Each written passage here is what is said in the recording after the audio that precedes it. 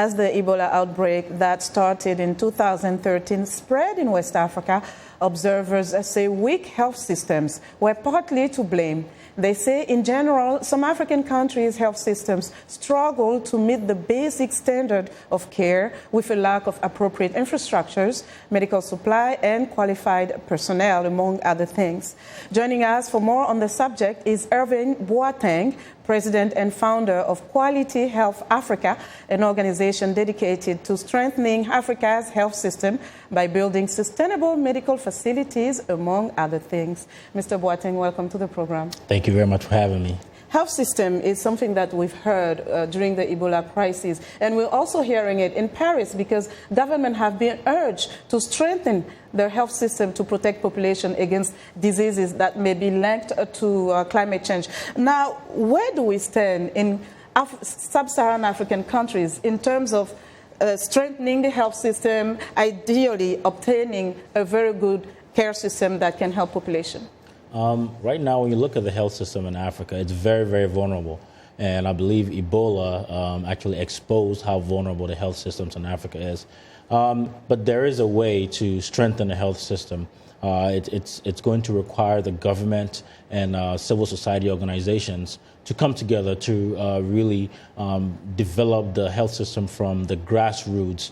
And then implement programs that fits the communities, the local communities' involvement in the health system infrastructure. So starting from the grassroots level, where do we start, really? I mean, how do we do that? So the main way to start is by building sustainable health centers and then involving the community leaders to serve as liaisons to relay information on health awareness, education, and health practices. We do realize that Ebola really outbroke very, very largely because they lacked awareness on how to detect and prevent the disease. And then we also need a very, very comprehensive infrastructure which involve medical equipment like laboratories in rural areas that can detect diseases and differentiate between a fever and Ebola symptoms.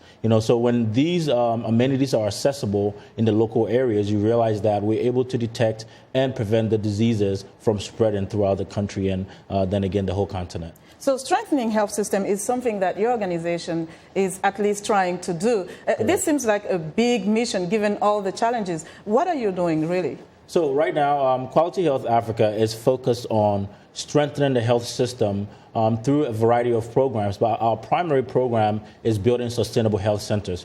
You realize that if you have a sustainable health center that has trained medical care providers, that has enhanced medical equipment, and then the right awareness programs available, then the communities from the local level are going to be practicing good health. So we involve the communities such as the pastors, the community leaders, the assemblymen, the chiefs. These are the people that have the voice in the community. So when we teach them how to get the community involved and how to allow them to practice good health, then we are also solving the problem from the ground up. And you're talking the involvement of community. I know one of the things that some critics have said is sometimes organizations go to countries and they come with a one-stop shop with something that is already set, but it doesn't really fit the needs of the ground. And that's the biggest problem, because you realize that even in one country, for example, in Ghana, eastern Ghana and northern Ghana are exposed to different environmental considerations that may not require them to have the same health education and health practices. So involving the community allows you to know specifically what's affecting that community.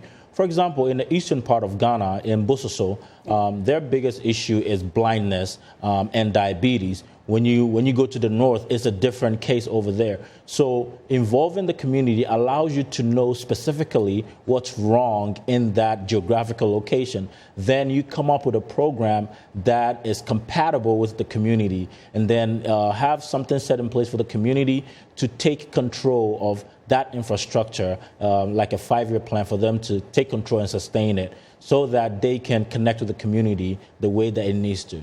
So you're having some activities coming up. Oh, yes. So Quality Health Africa, on an annual basis, we have health fairs where we donate several medical equipment and products to Ghana. So we're having a summit in Ghana December 19th at the Kolibri Teaching Hospital. Well, good luck with your event. Thank you so much for joining us, Mr. Boateng. Much. And that was Erwin Boateng, President and Founder of Quality Health Africa.